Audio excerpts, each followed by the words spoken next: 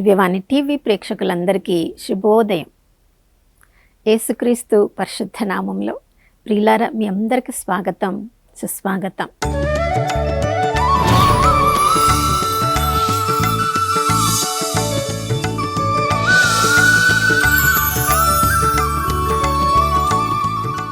గడిచిన కాలమంతా కాపాడిన ఆ దేవాతి దేవునికి పూర్ణ హృదయంతో, పూర్ణాత్మతో, పూర్ణ శక్తితో వందనాలు తెలియచేద్దాం.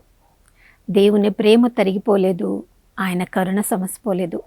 ప్రతి ఉదయము ఎవరెవరు ఆ ప్రభువుకై వేచి ఉంటారో, ప్రార్థనలో, స్తుతిగీతములతో, నిరీక్షణలో ఆ ప్రభువు కూడా వారందరిపై నూతన ప్రేమను, కరుణను ప్రతిరోజు నూతనంగా కుమ్మరిస్తూ ఉంటారు.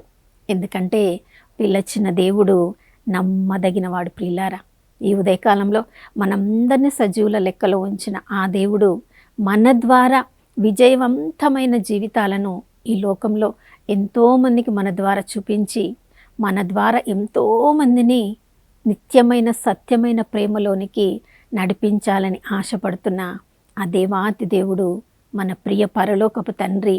ఆ తండ్రిని కలిగి ఉండడం మనం అందరం చేసుకున్న గొప్ప భాగ్యము, అదృష్టము. అవును ప్రియులారా, ఈ లోకంలో మనందరికీ సత్యం తెలుసు. మనం దేవుని దగ్గర నుంచి వచ్చాము. ఈ లోక జీవితం ఒక ప్రయాణం. ఈ ప్రయాణం ముగించిన తర్వాత తిరిగి ఆ తండ్రి దగ్గరికి వెళ్ళిపోవాలని. కానీ ప్రియులారా, ప్రతిరోజు ఈ సత్యాన్ని మనము గుర్తించుకుంటున్నామా? లేదా ఈ లోకమే శాశ్వతం అనుకొని ఈ లోక సంబంధాలతో మనల్ని మనము ముడిపెట్టుకుంటూ ఉన్నప్పుడు ప్రియులారా, ఆ సంబంధాలు, ఆ బంధుత్వాలు, ఆ స్నేహాలు ఈ లోకంలో మనతో శాశ్వతంగా ఉంటాయా? శాశ్వతంగా ఉండవు అనే సత్యంలో మనం జీవించినంతవరకే ఈ లోకంలో ఒక ప్రయాణికులాగా మనం జీవితాన్ని కొనసాగిస్తూ ఉంటాం.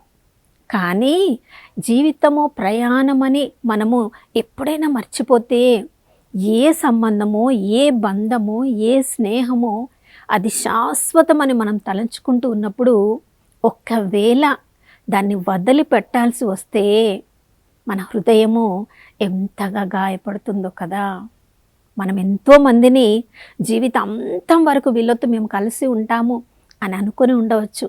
కానీ మనము చేసిన పొరపాటు వల్లనో, వాళ్ళు చేసిన పొరపాటు వల్లనో వాళ్ళను వదులుకోవలసి వచ్చినప్పుడు, లేదా మన తల్లిదండ్రులే ఈ లోకము వదిలి వెళ్ళిపోయినప్పుడు ఎవ్వరు శాశ్వతం కాదు కదా. వాళ్ళ మీద ఆధారపడిన మనము వారి లేని లోటును ఎవ్వరు పూడ్చలేరు. కాబట్టి దాని గురించి ప్రతిరోజు ఆలోచిస్తూ ముందుకు కొనసాగలేకపోతున్నామా? నా ప్రియ సహోదర, సహోదరి, దావీదు జీవితాన్ని చూసినప్పుడు ఈ లోకంలో ఏది కూడా శాశ్వతం కాదు. కీర్తన 73:25 చెప్తున్నాడు, ప్రభా, ఆకాశమున నీవు తప్ప ఇంకెవరున్నారయ్యా? ఈ భూమి మీద నాకంటూ ఎవరైనా ఉన్నారంటే అది నీవు తప్ప ఇంకెవరు ప్రభా? అవును ప్రియులారా, అందరినీ కోల్పోయిన తర్వాత సత్యం తెలుసుకున్న దావీదు చెప్తున్నాడు, ఈ లోకంలో ఎవ్వరు కూడా మనతో శాశ్వతంగా ఉండరు. సమూయేలు మొదటి గ్రంథం 18వ అధ్యాయంలో మనం చూస్తూ ఉన్నాం. ఎప్పుడెప్పుడైతే సౌలు రాజు దుష్టాత్మతో పీడింపబడుతూ ఉన్నప్పుడు దావీదును పిలిచి అతడు సితార పట్టుకొని సితార వాయిస్తున్నప్పుడు సౌలులోని దుష్టాత్మ అతన్ని వదిలి వెళ్ళేది. అప్పుడు సౌలుకి అతడు ఎంతో ప్రియమైన వాడయ్యాడు. ఎక్కడెక్కడ యుద్ధాలకి సైన్యాధిపతిగా పంపించినప్పుడు అన్నిటిలో విజయం పొందాడు. అతడు విజయం పొందడం గమనించిన ఆ స్త్రీలు సౌలు 1000 మందిని చంపగా దావీదు 10,000 మందిని చంపారని పాడిన వెంటనే సౌలు రాజుకి ఎంత అసూయ వచ్చింది. ప్రియులారా, అప్పటి వరకు తన అంగరక్షకుడిగా ఉన్నవాడు, తనలో ఉన్న దుష్టాత్మను పోగొట్టడానికి అతను ఎప్పుడు దగ్గరగా ఉంచుకున్నవాడు, సైన్యాధిపతిగా చేయబడిన వాడు, ఇప్పుడు సౌలుకు దావీదుని చూస్తే ఆ అసూయ వలన ఎంత కోపం. తన ప్రాణాల్ని కాపాడుకోవడానికి, తన మనశ్శాంతి కొరకు ఒకప్పుడు సహాయం చేసిన వాడే దావీదు. కానీ అదే దావీదు మీద అసూయ వలన ఇప్పుడు సౌలు రాజు ఏం చేస్తున్నాడు, ఎప్పుడెప్పుడు దావీదును చంపాలా అతని వెంటపడి తరుముతూ ఉన్నాడు. ప్రియులారా చూడండి, రాజుకు దగ్గరగా ఉన్నాను కదా, రాజు నియమించిన సైన్యాధిపతిని అయ్యాను కదా, ఇక నాకు ఈ రాజ్యంలో అడ్డే ఉండదు అని దావీదు అనుకొని ఉండవచ్చు. అదే దావీదును చంపడానికి సౌలు రాజు అతని వెంట పడుతున్నప్పుడు దావీదు అనుకుని ఉండవచ్చు, ఏ రాజుకైతే నేను సహాయం చేశానో ఆ రాజే నన్ను చంపాలని చూస్తున్నప్పుడు ఈ రాజు దగ్గర నేను ఎలా బ్రతకగలను. ప్రియులారా చూడండి, సరే సౌలు రాజుకి కంటపడకుండా తన కుటుంబంలో తాను ఉండవచ్చు అని అనుకున్నప్పుడు తన భార్య అయిన మికాలు ఎంతో సహాయం చేసింది. సౌలు రాజుకి తన తండ్రికి దావీదు మీద ఉన్న కోపాన్ని చూసి అతని కిటికీలో నుంచి కిందికి పంపించి తన భర్త అయిన దావీదును కాపాడుకుంది మికాలు. భార్య అయినా తనకి తోడుగా ఉంది అనుకున్నాడు. కానీ చూడండి, మందసమును యెరూషలేము పట్టణానికి తీసుకొని వస్తూ ఉన్నప్పుడు ఆ మందసం ముందు తన పూర్ణ హృదయంతో నాట్యం ఆడి దేవుని స్తుతిస్తూ ఉన్నప్పుడు పైన కిటికీలో నుంచి చూసిన మీకాలు, అయ్యో రాజైన వాడు ఇంతమంది ముందు ఇలా నాట్యం ఆడుతున్నాడని చిన్న చూపు చూసింది. ప్రియులారా, భార్య ఎప్పటికైనా తనతో ఉంటుంది అనుకున్నాడేమో, కానీ భార్య దృష్టిలో కూడా అతడు తక్కువగా గణించబడ్డాడు. చూడండి, అంటే భార్య భర్తకి మించిన సంబంధము తల్లిదండ్రుల తర్వాత ఈ లోకంలో లేదు. కానీ అలాంటి భార్య సంబంధం ద్వారా కూడా అతడు తృణీకరింపబడినప్పుడు ఎంతో బాధపడి ఉంటాడు. చూడండి, సౌలు రాజుకు భయపడి తన ప్రవక్తనైనా సమూయేలు ప్రవక్త దగ్గరికి వెళ్ళాలని చూసినప్పుడు సమూయేలు మొదటి గ్రంథం 19వ అధ్యాయంలో మనం చదువుతున్నాం. అతడు రామ పట్టణంలో ఉన్నప్పుడు సమూయేలు ప్రవక్త దగ్గరికి వెళ్ళి జరిగిందంతా చెప్పినప్పుడు వాళ్ళిద్దరు కలిసి నావోతు పట్టణం దగ్గరికి వెళ్ళి అక్కడ వాళ్ళు బస చేస్తూ ఉన్నప్పుడు చూడండి, దావీదు అక్కడ ఉన్నాడన్న సౌలుకు తెలిసి తన సేవకులను పంపిస్తూ ఉన్నాడు. మరలా 3 సార్లు తన సేవకుల దగ్గరకు పంపించిన ప్రవక్త యొక్క అభిషేకం వలన దావీదును చంపాలని వచ్చిన వారందరూ కూడా ప్రవక్త ప్రభావం వలన, అభిషేకం వలన వాళ్ళందరూ కూడా ప్రవచింపగలిగారు. కానీ దావీదుకి వాళ్ళు ఏ హాని చెయ్యలేకపోయారు.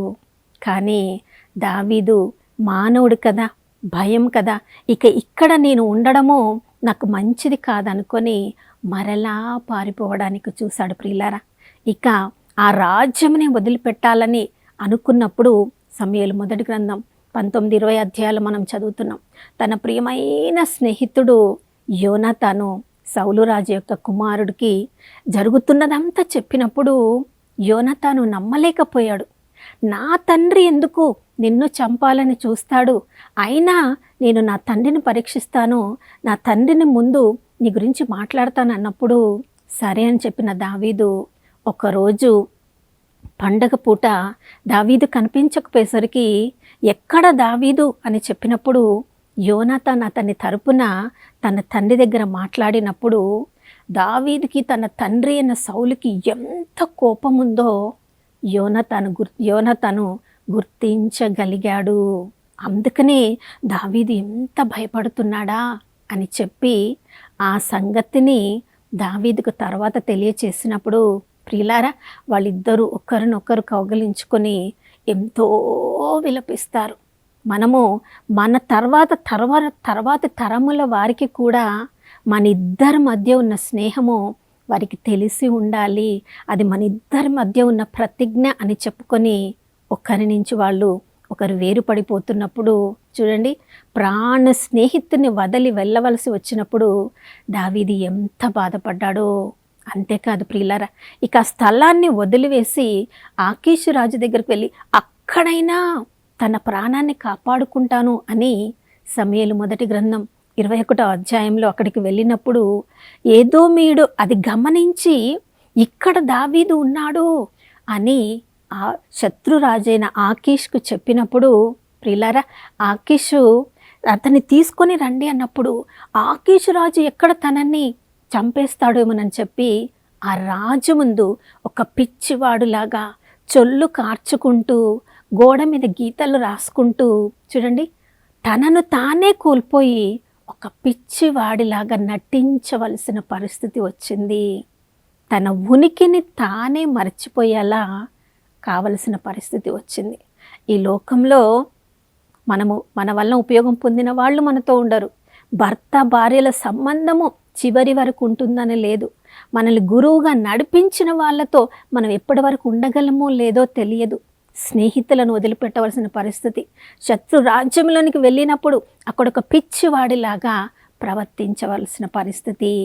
తన జీవితంలో అన్ని అనుభవములను పొందిన తర్వాత అప్పుడు దావీదు రాజు చెప్తున్నాడు, ప్రభువా, ఆకాశమందున్న నీవు తప్ప ఇంకెవరున్నారయ్యా నాకు. ఈ భూలోకంలో ఎన్నో రకాల బంధాలు సంబంధాలు ఉన్నాయి, ఎప్పటికీ నాతో ఉంటాయని అనుకున్నాను. కానీ ఏది కూడా, ఏ సంబంధం కూడా ఈ లోకంలో శాశ్వతం కాదు అని తన జీవితం ద్వారా 73వ కీర్తనలో సత్యాన్ని నేర్పిస్తున్నాడు.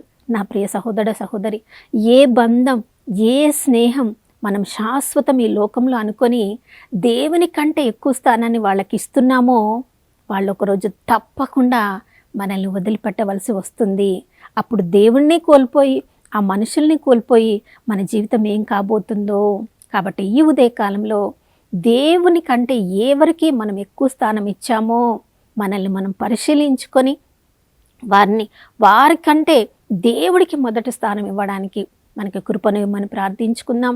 నాతో కలిసి ప్రార్థించండి. పరిశుద్ధమైన దేవానికి స్తోత్రములు తండ్రి. ఈ లోకంలో ఎంతోమందిని మాకు బంధువులను, కుటుంబములను, స్నేహాలను ఇచ్చావయ్యా, నీకు స్తోత్రం.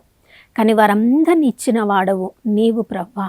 కానీ ఇచ్చిన నిన్ను నాయనా మొదటి స్థానంలో ఉంచకుండా ఎవరోరిని నీ ద్వారా మేము పొందామో వారికి మొదటి స్థానం ఇచ్చినప్పుడు ఈ లోకంలో ఏ సంబంధం, ఏ బంధము కూడా శాశ్వతంగా ఉండదు అనే సత్యాన్ని మేము మరచిపోయి ప్రభువా, అయ్యా, మొదటి స్థానం మీకు ఇవ్వకుండా ఎవరెవరినో నమ్ముకొని వారు మమ్మల్ని మోసం చేసినప్పుడు తండ్రి, మేము దాన్ని భరించలేక అప్పుడు ఈ లోకమే నిజము కాదు, సత్యము కాదు, ఈ లోకంలో ప్రేమనే లేదు అని నిరాశలోనికి, నిస్పృహలోనికి వెళ్ళకుండా ప్రభా, ఈ లోకమైన, రానున్న లోకమైన శాశ్వత సంబంధాన్ని కలిగి ఉండేది మీతో మాత్రమే అన్న సత్యాన్ని ఈరోజంతా మేము కలిగి ఉండి ప్రభా, అందరూ మీరు ఇచ్చిన దానమే అని ప్రభా నాయన మొదటి సంబంధాన్ని వారందరిని బట్టి మీకు వందనాలు తెలియజేస్తూ ఈరోజంతా గడపడానికి మా కృపను అనుగ్రహించమని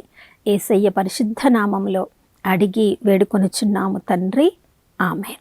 అవును ప్రియులారా, ఆకాశమందున్న దేవుడు, భూలోకంలో మనలో నివాసం చేస్తున్న పరిశుద్ధాత్మ దేవుడు మనల్ని తిరిగి తండ్రితో కలిపే ఆ పరిశుద్ధాత్మతో ఈరోజు అంతా సహవాసం చేద్దాం. ఆ ప్రభుకు సాక్షులంగా జీవించుదాం.